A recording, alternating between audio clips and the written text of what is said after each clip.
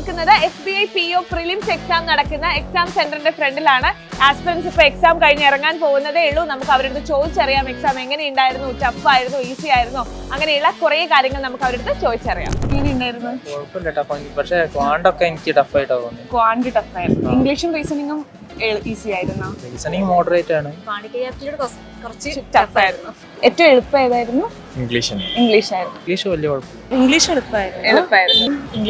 Reasoning inequality എന്തൊക്കെ questions, puzzles എന്തൊക്കെയാണ്? Reasoning കുഴപ്പമില്ലായിരുന്നു. എനിക്ക് തോന്നുന്നു റീസണിങ് ആണെങ്കിൽ കുറച്ചുകൂടി എഴുതാൻ പറ്റിയത്. റീസണിംഗ് ടൈം കിട്ടിയില്ല. റീസണിംഗ് ആയിരുന്നു കുറച്ചുകൂടി എളുപ്പം. റീസണിംഗ് ഒരു മീഡിയം, മാത്സും മീഡിയം. ക്വാണ്ട് ടൈം അഡ്ജസ്റ്റ് ഇല്ല, ക്വാണ്ടിറ്റേറ്റീവ് ടൈം കിട്ടിയില്ല. ആണ് ടൈമിന്റെ ആണ് ഒരു പ്രശ്നം വന്നത് അല്ലേ? കുറച്ച് ടഫായിരുന്നു. കമ്പാരിറ്റീവ്ലി ടഫ് ക്വാണ്ടായിരുന്നു അല്ലേ? ഇനിയും നല്ലോണം പ്രാക്ടീസ് ചെയ്തിട്ട് ബാക്കി എക്സാമിന് ടൈം മാനേജ്മെന്റ് ആണ് ഏറ്റവും വേണ്ടത്. അടുത്ത റിയാക്ഷൻ വരുമ്പോ എക്സാം ക്വാളിഫൈ ചെയ്യും. എന്നാൽ നമുക്കൊരു പ്രതീക്ഷിക്കാൻ പറ്റുന്ന ഒരു എക്സാം ആണല്ലേ? അതെ, ഒരു നോർമൽ ഒരാൾക്ക് പറ്റും.